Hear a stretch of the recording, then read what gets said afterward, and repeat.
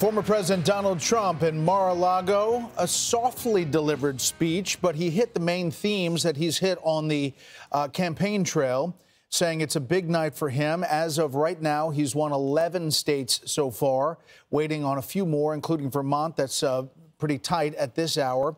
California, the big delegate hall, closes at 11 p.m. Eastern time. He hit all the main points about drilling, about energy, spent a lot of time on foreign policy, specifically Afghanistan, saying that that was a big, big problem and that the country essentially is falling apart, and he sees it as his duty to try to bring the country back from this precipice that he believes President Biden and his administration have taken us to. Familiar themes, though. I mean, all things that we have heard before from President Trump, not an overarching message that some people may have anticipated tonight. So let's bring the panel back in and see what they thought of the president's speech. Trey Gowdy, Laura Ingraham, Britt Hume, Dana Perino, Harold Ford Jr., and Sandra Smith. Laura, let me start with you. Was this the message that meets the moment here tonight? Well, I think the moment is the result of tonight, which is overwhelmingly for Trump. I mean, I'm always wanting something that I don't hear from all these candidates. I want it all to be about tomorrow. You have to talk a little bit about your record, but now pretty much everyone knows about Trump's record. So I would have liked him to say more about we're doing this, and he did some of that toward the end. And I think you could heard the applause lines were more about what he's going to do in the future versus the past. But all in all, this is an overwhelming rebuke of the old establishment. I know a lot of people don't want to hear that, but there's no other conclusion other than maybe Vermont.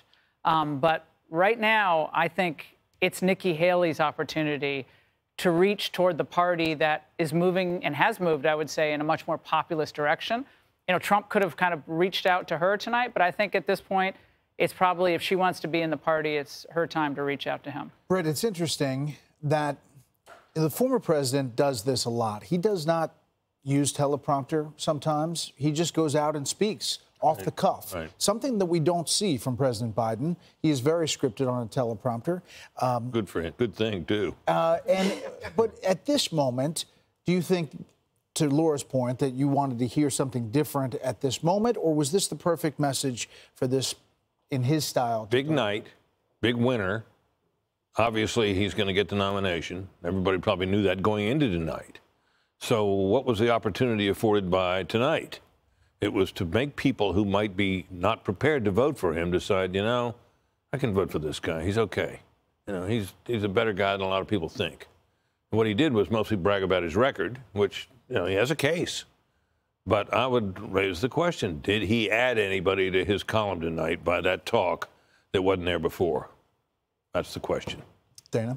Well, in one way, he wins not just the vote, he wins the night for communications. He's the only one speaking tonight, right? So President Biden decided not to take an opportunity to speak. We would have taken that speech. Absolutely. Sure. Nikki Haley decided not to speak tonight, and there might be other reasons, right? I don't know when she will speak. Well, I'm sure we'll hear from her in the next couple of days, maybe 3 or 4 days, as she soaks it all in and decides what she's going to do. But so there's that. So he wins the night for that. I didn't feel like there was like this great soundbite we're going to use for tonight. I said on the 5 something that I think is something he could have done tonight, which is to look into the camera and say, Mr. President, I'll see you on the debate stage.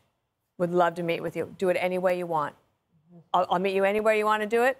We can have a moderator or not. We can give you 15 minutes. You know what? We could do a whole debate just on the economy. We'll focus it and just say, I'm ready to meet you, because the American people deserve to know what we will do for them in the future, and to put it on them, because then the story in the paper is Donald Trump challenges Biden to debates, and that becomes a question. Then you put the ball back in their court. 100%. Harold, what do you think the president would say to that? He didn't come out tonight. He had a big win. Could have had a moment. He put out a statement, which we all got. If Donald Trump returns to the White House, all the progress is at risk. He's driven by grievance and grift, focused on his own revenge and retribution, and it goes on. But it's a paper statement, essentially. So I'm glad Dana sits 2 seats from me on the 5 and is not advising President Trump. It could be worse for President Biden.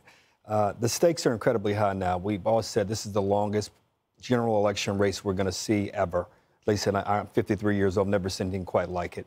And you wonder, I think, to the point that Laura and Brit are making. What do you do when you get a victory? How do you take the victory and translate into showing the American people that you want to stabilize and secure the country?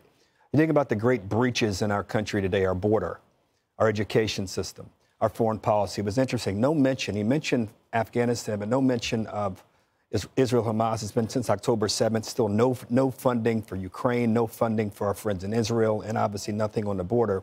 He mentioned the border, but these breaches are real, and perhaps we'll get to a point where we start talking about these things. But I thought he might have missed a moment tonight.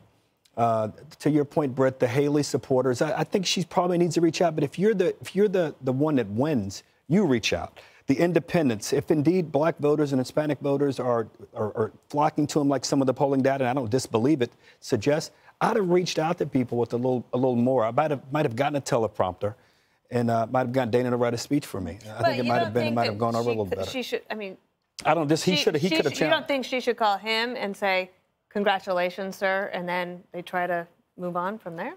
Yeah, but if I'm trying to heal the breach in my party, and there's a breach, we need to be clear. 30% of Republicans still say that they wanted someone else. I'd reach out. What does he lose not reaching out to her? I don't disagree either, but I just come from a house. I'd have reached out to her.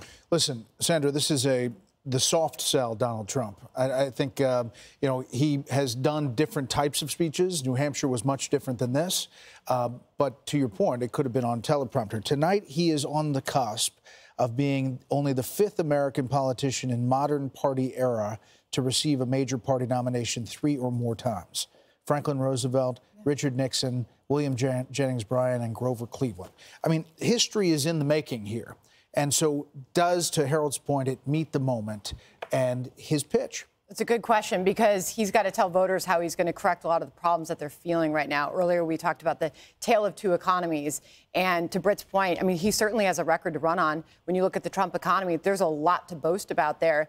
But right now, you've got Americans saddled in debt. I mean, 47% higher debt than just 3 years ago. They're racking up credit card debt to pay for what is still sky-high inflation.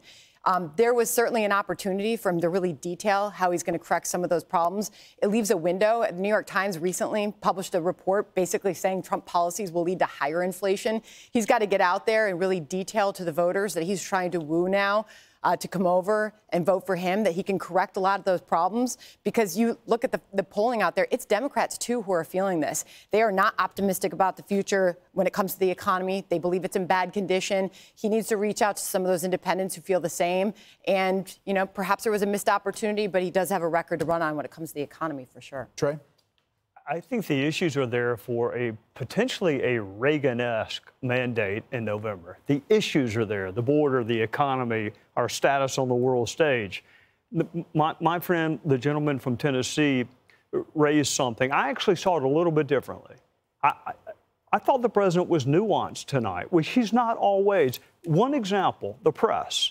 He said we need a referee in this society that is fair. Who could possibly disagree with that? The old Donald Trump would have pointed to the back and said they're the enemy of the state. He didn't do that tonight. He said we need a free, fair, bold press, but be fair about it. I think this was as conciliatory and nuanced as he can be. The issues are on his side. If he can message them effectively, he could have a mandate in November. Hey, Sean Hannity here. Hey, click here to subscribe to Fox News YouTube page and catch our hottest interviews and most compelling analysis. You will not get it anywhere else.